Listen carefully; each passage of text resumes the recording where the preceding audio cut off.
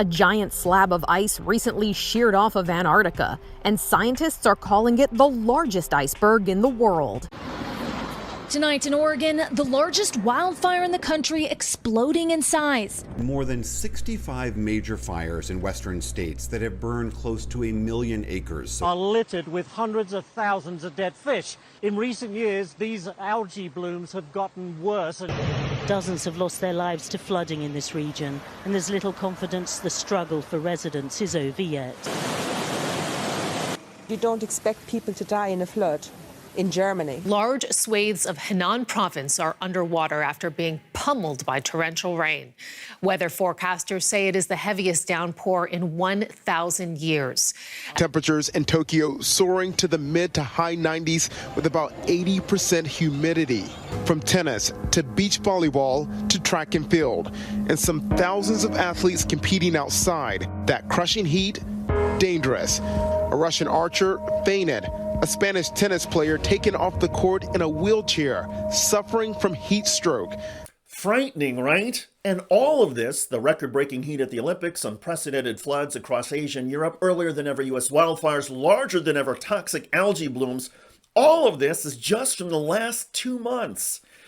Hello, everybody. I'm David Shuster. Thanks for joining us. If you think we are now facing a climate change apocalypse, you are not alone. According to John Holdren, a distinguished professor of environmental policy at Harvard, quote, everything we worried about is happening, and it's all happening at the high end of projections, even faster than previous most pessimistic estimates. The science has long established that climate change causes weather extremes. Summers are hotter and drier, winters are colder and wetter, more precipitation rises into parts of the atmosphere, and storms are more intense. Relatedly, the scariest thing on television these days is the Weather Channel. Records for heat, drought, flooding, and environmental phenomena are getting smashed around the world. In India, where mountain mudslides are getting more intense, broadcasters were live recently when an entire road got swept away.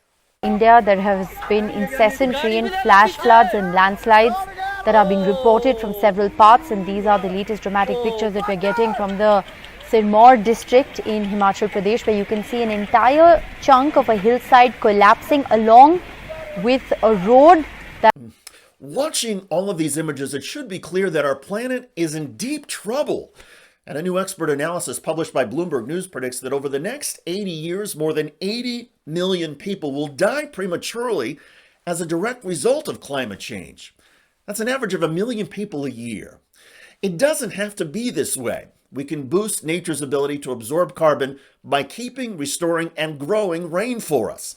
A recent study found that 11% of the world, the size of the United States and China combined, is fit for a 1 trillion tree reforestation drive. And there is abundant proof that increasing ocean-based habitats like mangroves and seagrass can also help absorb carbon. But the time to act and cut back on carbon emissions is long overdue, and it is now too late for incremental change. Our planet is sizzling. Unprecedented weather events are ravaging every continent, and even more death and destruction is in the forecast.